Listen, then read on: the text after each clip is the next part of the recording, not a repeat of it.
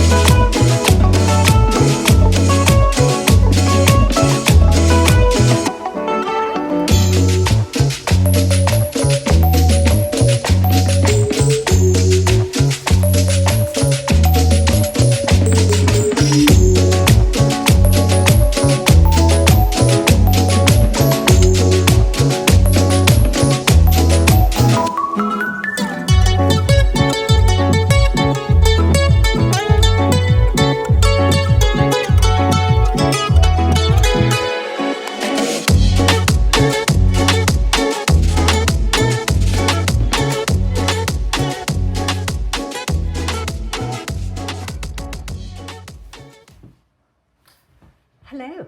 First off, before we do anything else, I've got a wedding coming up at West Midlands Safari Park, which most of you will know if you follow me.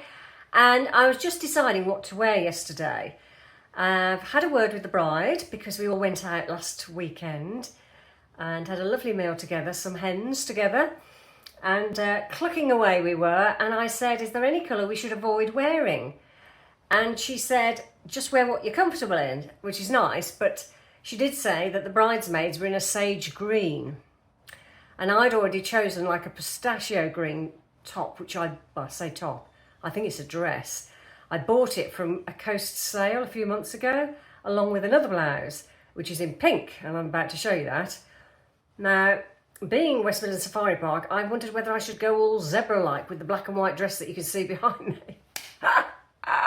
So I'm going to show you, but the light in here is really strange. It's lovely and sunny outside, but in here it's a bit dull, but I'll show you anyway.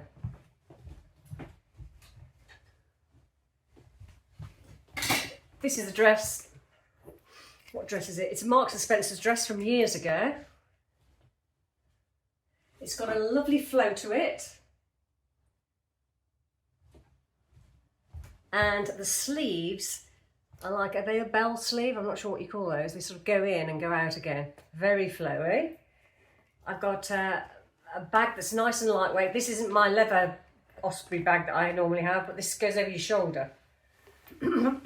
So, quite nice if you just want to have a little lightweight bag throughout the day.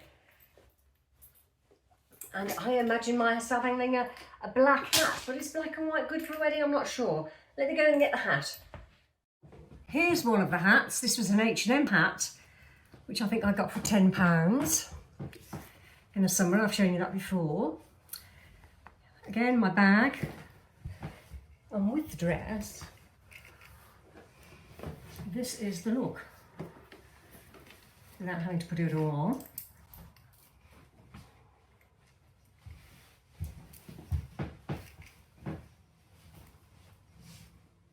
So, yeah, zebra-like, don't you think?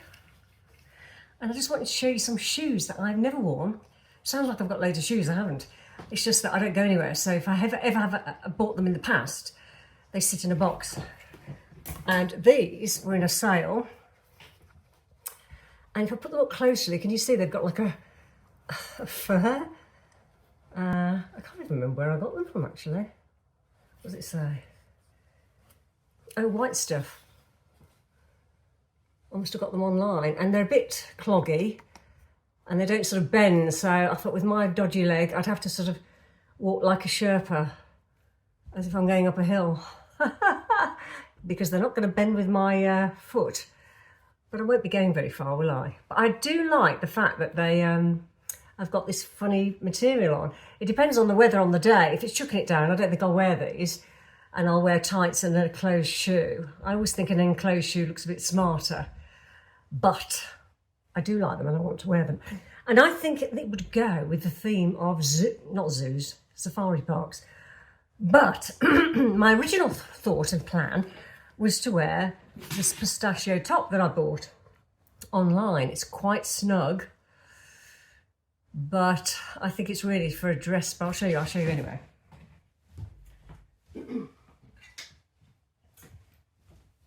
This is the dress. It's Oasis.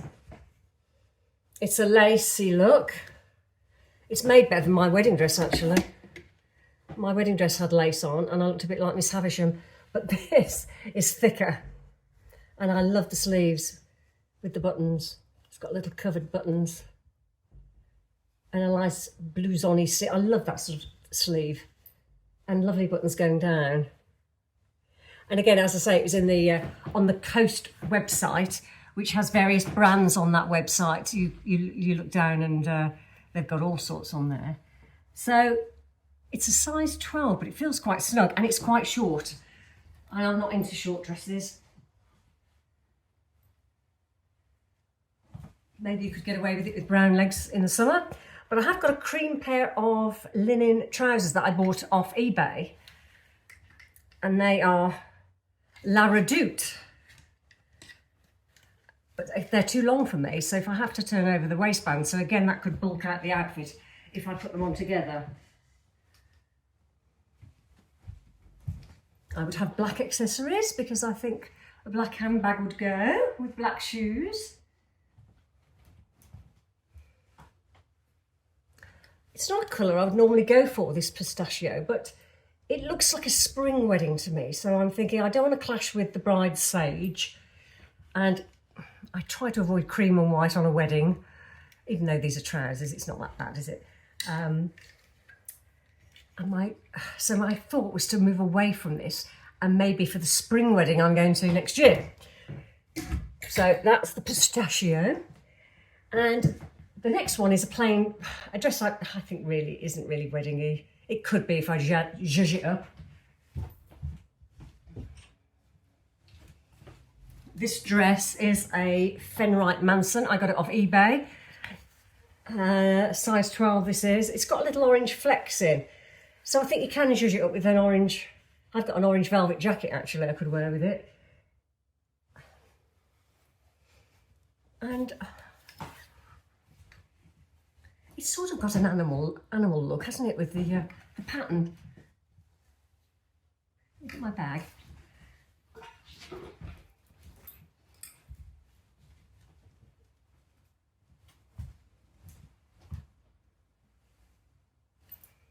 That's smartish.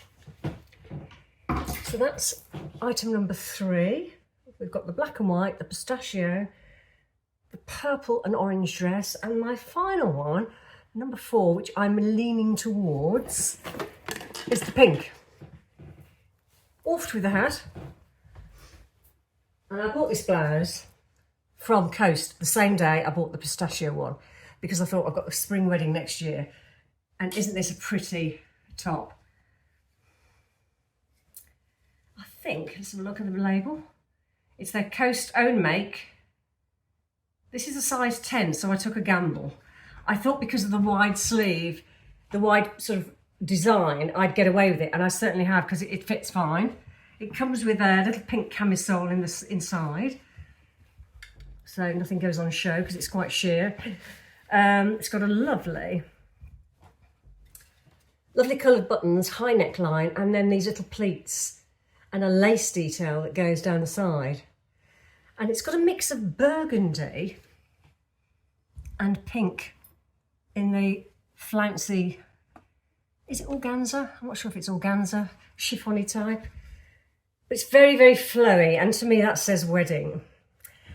And it's only a blouse, so I thought, what do I put it with? On the website they had flared white trousers. I have got some white linen ones, but when I put them towards it, it didn't look quite right. It looked too summery. So I've dug out trousers again, I've never worn. These are Zara. They were in the sale, they're a large. And it's got a triangle. I can't remember what the triangle means in Zara, I'll look it up. I don't know whether that means they come larger, smaller, or the same, the right size. But they're sort of a thick, they look, it's thick cotton, but you can get away with it sort of for autumn. And I thought the thick cotton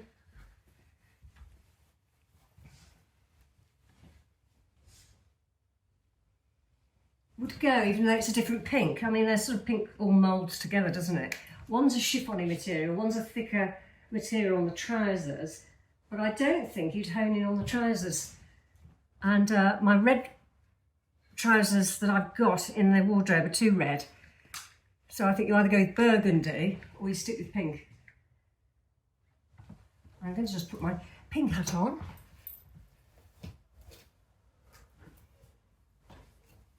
That I've had for another wedding with a different dress. A little pouch.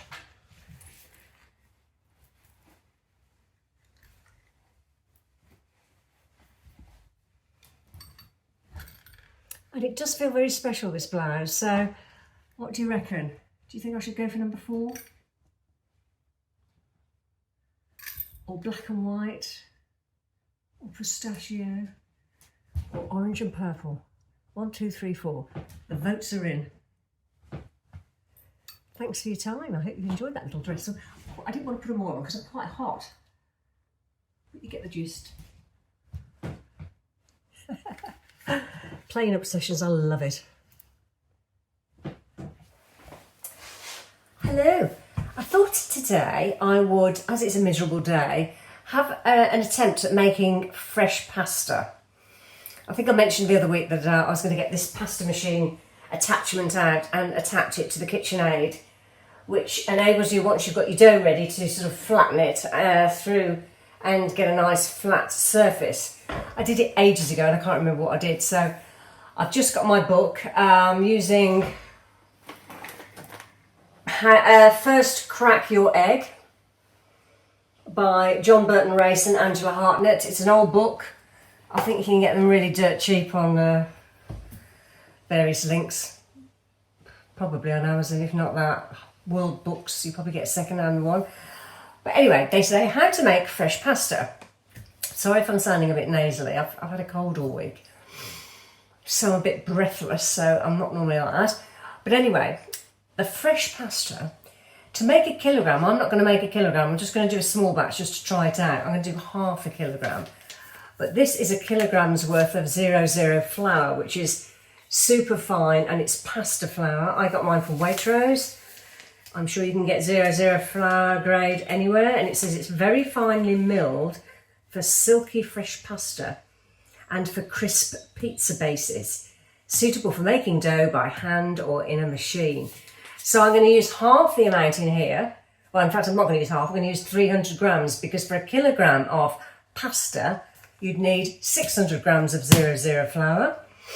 Because I'm doing half the amount, I'm going to use 300 grams, and I'm going to weigh that out in a moment. A quarter to half a teaspoon of salt, so a quarter in my case. And I'm going to use 3 eggs. You could use 6 eggs if you're doing the full amount. A tablespoon of olive oil and semolina for sprinkling, so that when you're rolling it out with your rolling pin, you're able to not get the dough to stick. So I'm going to weigh things out and yeah, see how we get on.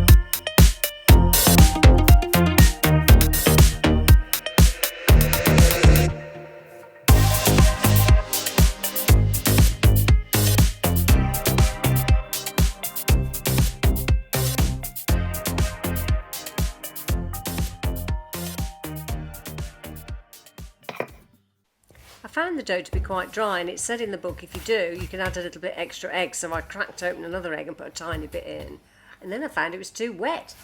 And then I put it into the cling film wrap for half an hour to go in the fridge, and realised I hadn't put my little bit of olive oil in, so I took it back out and put a tiny bit of olive oil in. It says tablespoon for the kilogram of flour, so I only put a tiny bit in, and the mixture was quite wet. But anyway, within the half an hour, you can see that the dough looks quite normal, very yellowy because I used Burford Brown Clarence Court eggs. And yeah, last time I don't remember it being so yellow, but maybe I used different eggs. Maybe that was the case.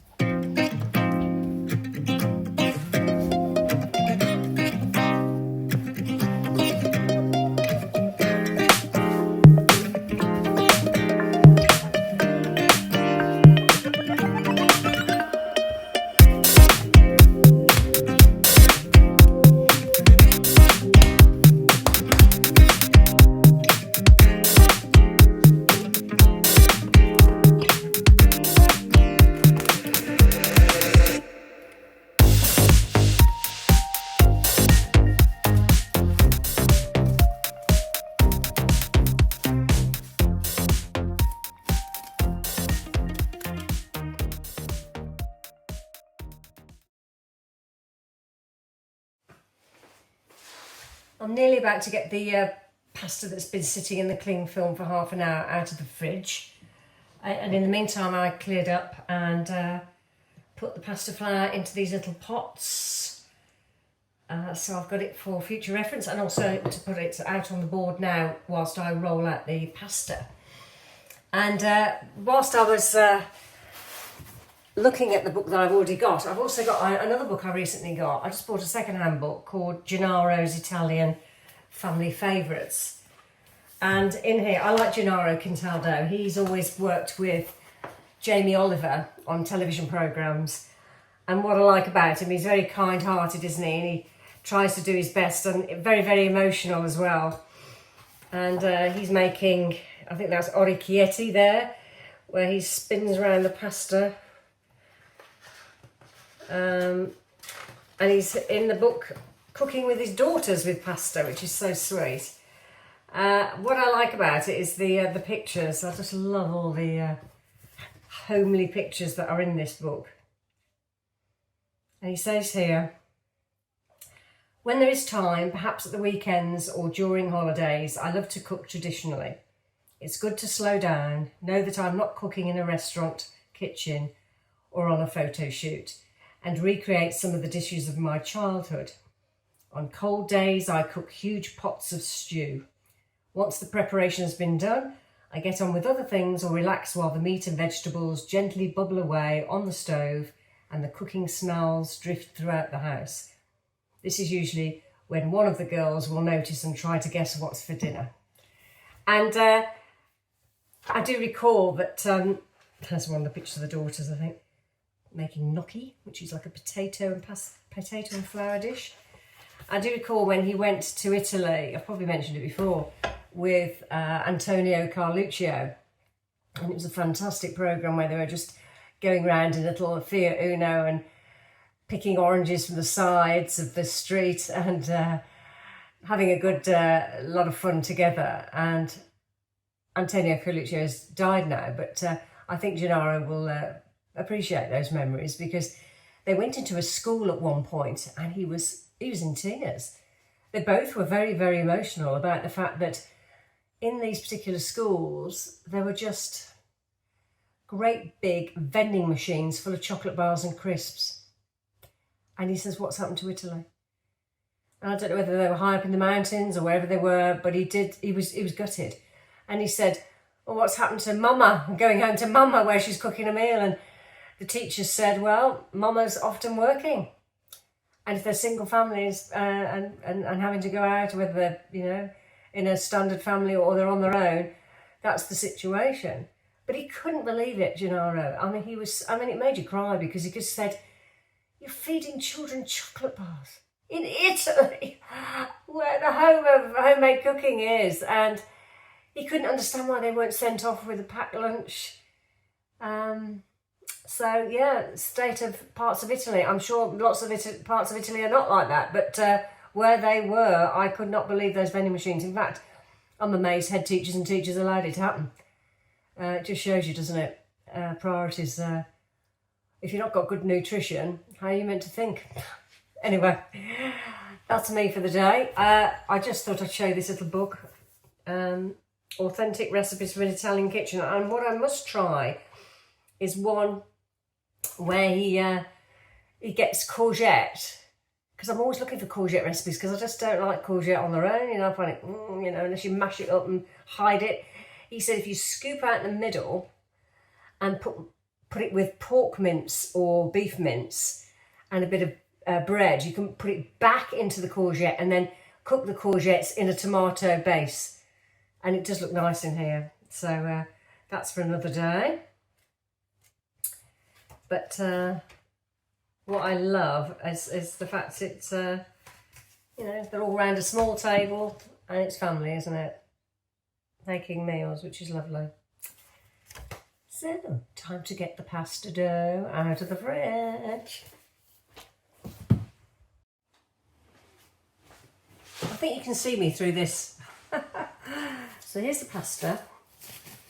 Mine's very yellow because I use Burford brown eggs, Clarence Court, and they're very yellow, the yolks. So if you use paler eggs, it's going to be a paler dough. So I've just put a bit of flour onto the board, and I'm going to flour my rolling pin and see how we can roll it out first before I even attempt to put it through this machine. And I'm a bit worried that as I'm only here on my own, am I going to be able to catch it as it comes through the other side without sort of, you know, chuckling. Anyway, we'll have a go.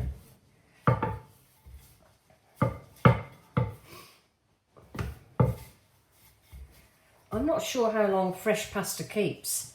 It says according to the recipe you can leave the pasta, if you cut it up, onto semolina, just to make sure it doesn't absorb, overnight and cook it within 24 hours. But I'm not sure if you want to have fresh pasta and give it to somebody as a gift, what happens. So I'm just going to dry it out, I think. Hang it over my hanger. I never bought one of those pasta dryers where you can buy them, I think, off Amazon. And if you make spaghetti, you can hang the spaghetti on the pasta dryer. I've just got a coat hanger because I forgot to order one. And I thought, will I use it a lot? So maybe I should have ordered one. It's quite a nice thing, I think. But anyway, we'll have a go at this.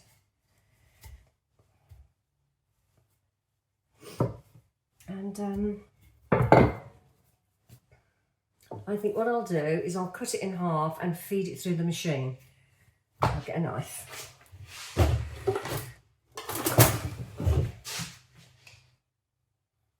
I'm not sure how this is going to work out.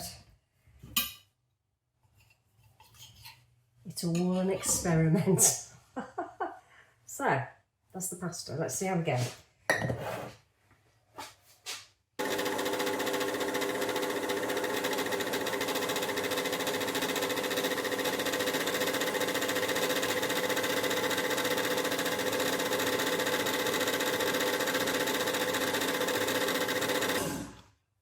I don't think it's going very well. I didn't want that. I'm going to mash it up again. I'm not happy with that. What's that going to do? I don't know. Oh, I don't want that. I thought it was going to... What was going on?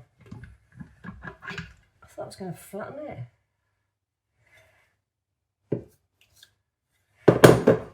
No, not good at all. I'm going to put the other one on, which has got like a tagliatelle cutter. That's what I'll do.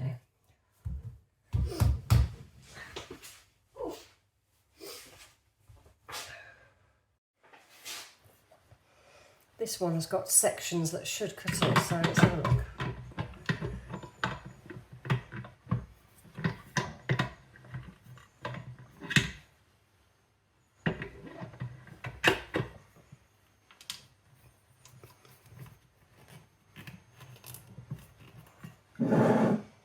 I'll use this one.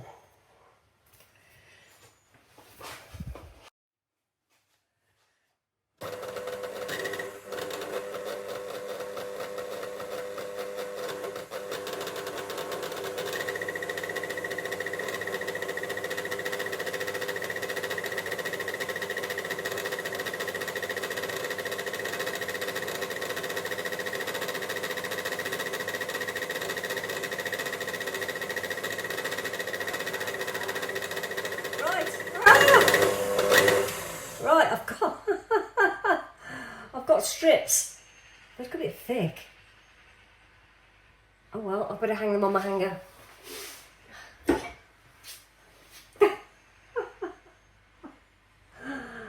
Oh gosh. I'm not sure if that's a bit thick. I don't know. I'm going to hang it on here. Hang on. I'll hang it on here and separate them in a minute. Oh. I don't know what's going on here. I don't recall it being like this. Oh dear. You don't see this on national television, do you? It's always perfect, isn't it? They've edited it all out. I just can't remember using this like this. I just remember thinking that there were thinner pieces. Like maybe I haven't got the spaghetti one. Oh. This should dry pretty quickly. That's why I'm trying to separate it.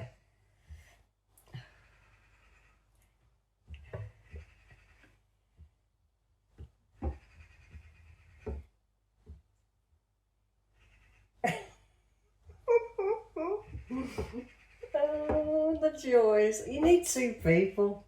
I'm always on my own doing everything. You definitely need two people. You really want to try this, don't you? I'm inspiring you, aren't I?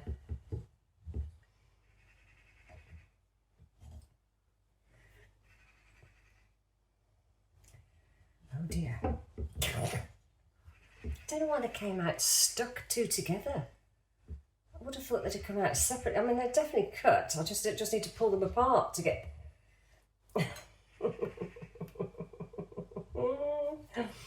This is why they say Mamma Mia.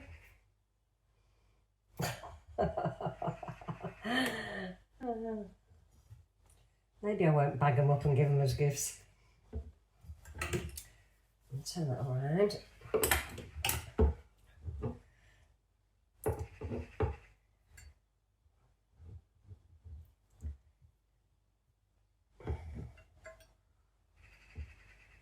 I'll speed it up on a speed dial. It might look funny actually.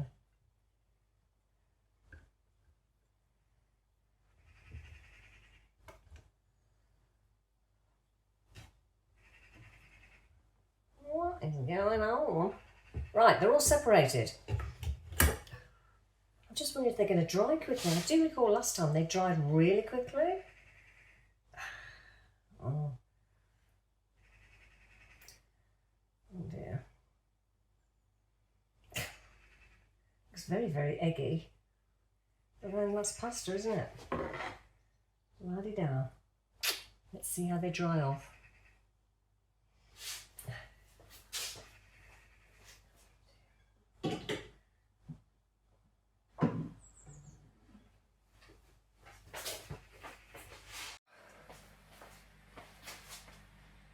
I'm not sure if this is an absolute epic fail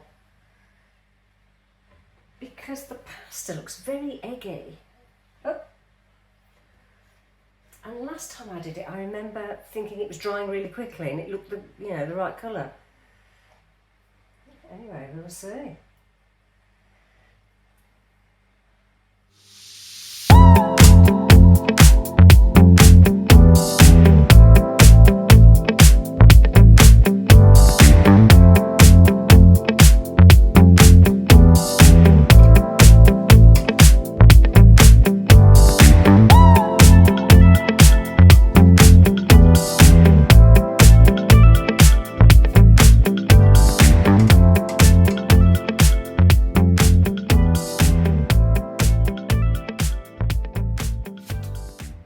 Taken the strips off the hanger and put a bit of semolina in between so that they just dry naturally over the next half an hour. So whilst they may look thick, I'm going to give it a go, see what they taste like. And next time, I think what I should have done, according to the book instructions, was to feed the mixture through the machine flat a few times before I even attempted to cut it. The trouble with my KitchenAid at the moment is it's gone on to speed 2 pretty fast. There's something wrong with the mechanics of it. And I wanted it to go slower, but I couldn't control the button as well as hold the pasta. But hey ho, we have pasta, fresh pasta. Despite my pasta going wrong, I tried to cook it off and it wouldn't cook, it was too gloopy. I think I've actually put the wrong amount of ingredients in. I reckon my weighing scales weren't weighing the flour accurately. There's something gone wrong, drastically wrong. So I'm going to try it again and I shall report back. But despite that, can you still give the video a like? Because, and a comment, pasta is the word. Because if the algorithm doesn't check the comments and the likes, it doesn't get shoved around to other people. So it makes it look like that my videos don't need to be pushed around. So if you wouldn't mind, that'd be great. Call yourself what you like on your channel, doesn't matter, it's free. I don't know why it says subscribe, it makes it sound like you have to pay. It's free to you, but that would be great. And yeah, have a great week and I'll see you soon. Bye for now.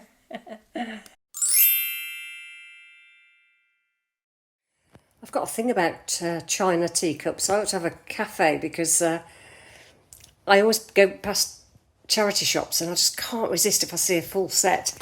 And these look very Christmassy. Beautiful. There are a couple of saucers missing for the 6 cups, but I've got other saucers that can match. And it's a Royal Stafford make. £8 the lot. Comes with a milk jug, sugar bowl,